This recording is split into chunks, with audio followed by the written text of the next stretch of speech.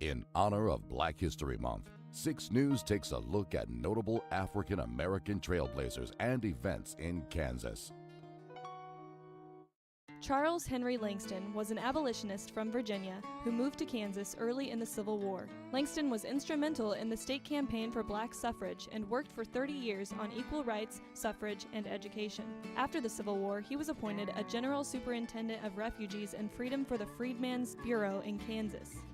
He was also appointed principal of Quindaro Freeman School, the first black college west of the Mississippi River, that later turned into Western University. Among the school's alumni were several women who influenced music in the 20th century, including Eva Jessie.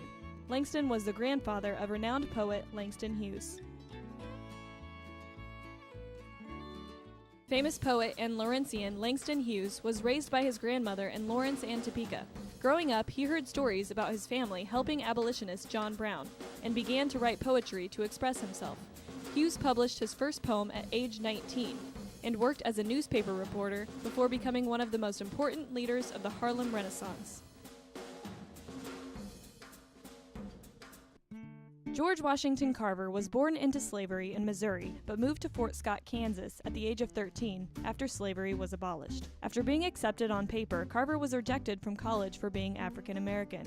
He then became a farmer, studying alternative crops. Since peanuts were able to sustain failing farms in the early 1900s, Carver promoted the use of peanuts and sweet potatoes to improve the lives of poor farmers. The plant doctor developed over 300 new uses for peanuts, including chili sauce and mayonnaise, but he did not invent peanut butter, as some claim. Carver had no interest in fame or money, claiming his main motivation was to be of service to his fellow man.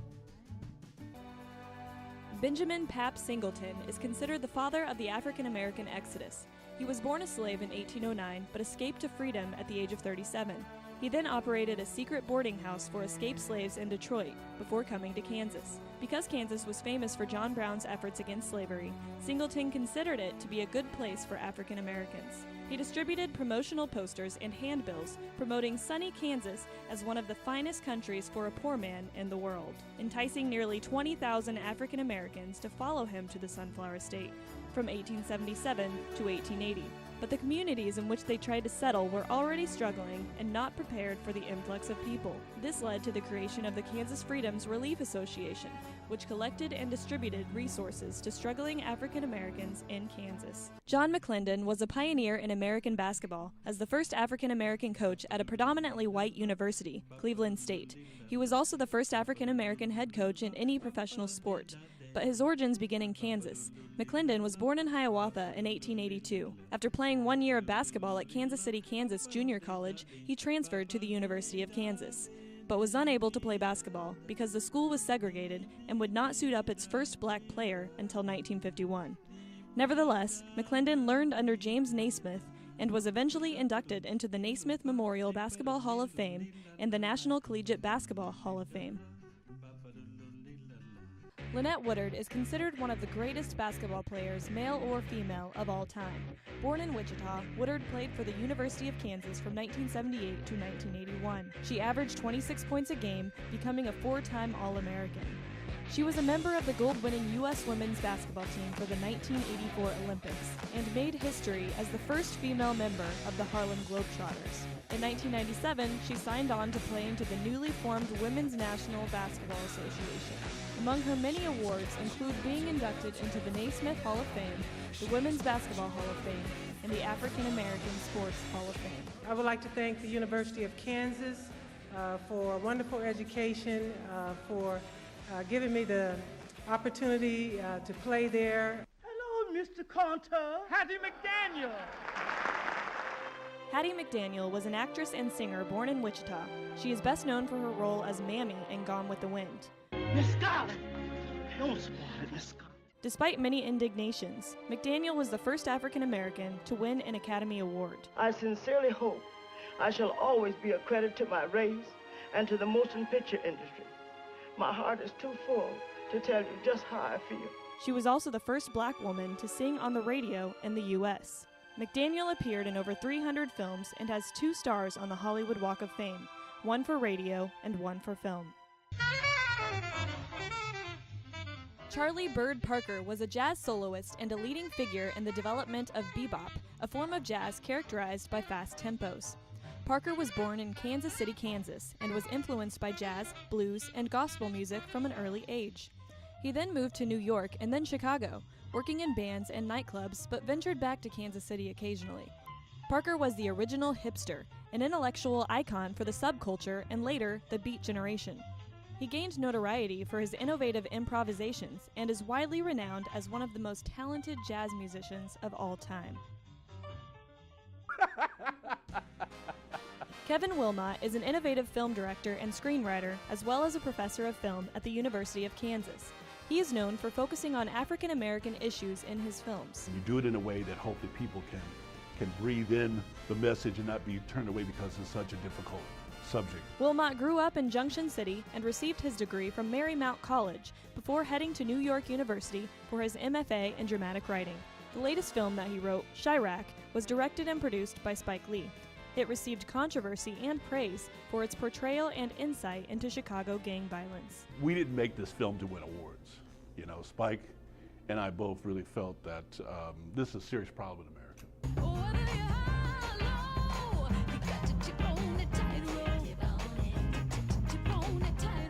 Janelle Monáe is a singer and actress known for her genre-bending music and innovative style. The 31-year-old entertainer was born in Kansas City, Kansas, and has addressed her KCK and African-American roots with songs such as Ghetto Woman, which addresses the difficulties of being a black, working-class woman in the U.S. Last year, Monáe's cousin was killed in a Kansas drive-by shooting, prompting the activist singer to speak out against gun violence. No suspects have been named in the case.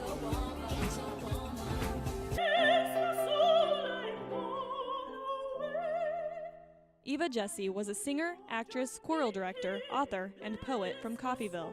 Jesse was the first African-American woman to win international distinction as a director of a professional choral group. She sang many different styles, including spiritual, work songs, mountain ballads, ragtime, and jazz. But she particularly wanted to preserve the spiritual music of African-American culture. In 1935, Jesse became the chorus trainer for George Gershwin's Porgy and Bess, considered to be one of the first American operas.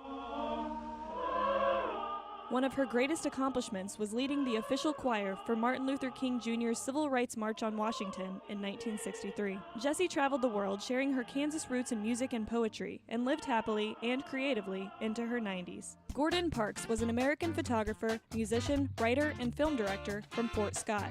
Parks is known for his many talents, like his iconic photographs depicting American life and struggle, directing the action film Shaft. Shaft's his name.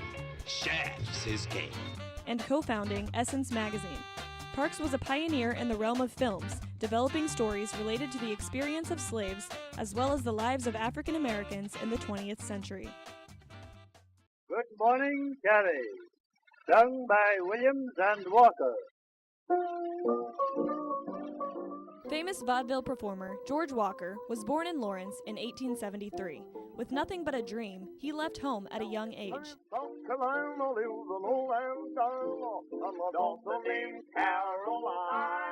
and began to perform at shows and fairs across the country. At the age of 20, he met Burt Williams, and they formed the popular duo Williams and Walker. Tragically, Walker fell ill during their tour Bandana Land in 1909 and returned back to Lawrence, where he passed away at the age of 38.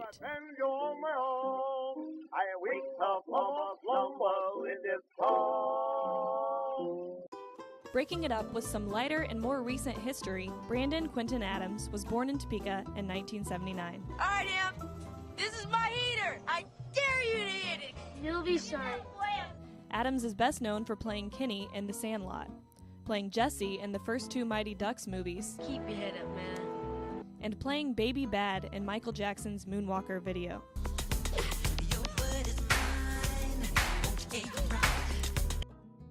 It's one of the most remarkable stories involving the Underground Railroad in Kansas. After Ann Clark escaped from her Lecompton owner, she hid on a farm in Topeka, but was unfortunately discovered by slavery sympathizers only to be taken captive again. While the captors waited for Ann's owner to collect her back in Lecompton, she managed to escape again in the night, hiding in a nearby ravine. When she came out of her hiding at daybreak, She saw a passing man with a book in his hand. Hoping he was educated, she approached him. Dr. Barker turned out to be a neighbor to Anne's master. Nevertheless, he decided to help her to freedom. He drove her to Lawrence, and then she was transported back to Topeka, ending up at the home of Caroline Scales. After about a month, John Armstrong, a conductor on the Underground Railroad, came for Anne. He had raised nearly $70 for her freedom, and after 3 long weeks on the road, they finally made it to Iowa, where she would be turned over to Quakers and guided to Canada and freedom. For more Black History Month profiles, head to our website, 6lawrence.com. Elmer Jackson was the recipient of the 1986 Kansas Governor's Medal of Merit for his contributions to his city, state, and nation. The Kansas City-born KU Law alumnus was the first African-American to be appointed to the Kansas Board of Regents. He was renowned for his activism and volunteer work for legal and civic organizations, including winning a lawsuit early in his career that determined racial discrimination by labor unions to be unlawful. Jackson also initiated the establishment of the National Bar Foundation. His professional and personal papers are part of the Spencer Library's Kansas collection. George Brown was an American politician from Lawrence. The Liberty Memorial High School graduate received his journalism degree from KU before serving as a Tuskegee Airman in World War II. He then wrote for the Denver Post before holding long-term office in the Colorado House of Representatives and the Colorado Senate. Brown made political history when he became the first black lieutenant governor, narrowly beating out Californian Mervyn DeMalley with a 1-hour time difference. The enthusiasm was unbelievable. All of these people. Barbara Ballard is a Democratic member of the Kansas House of Representatives representing the 44th District.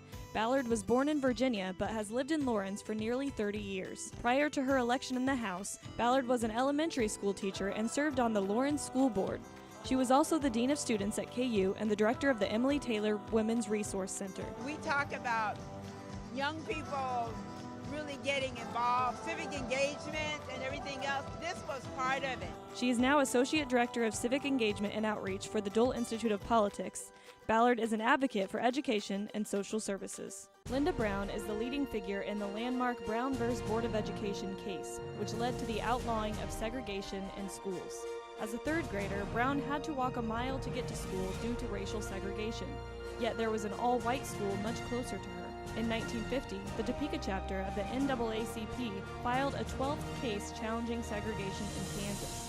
13 parents, including Linda's, signed up for the effort. Brown's name happened to be at the top of the alphabetical list of plaintiffs, so she became the figurehead of the case. Brown has lived in Topeka as an adult, continuing her desegregation efforts with the area's school system. For more Black History Month profiles, head to our website, 6lawrence.com.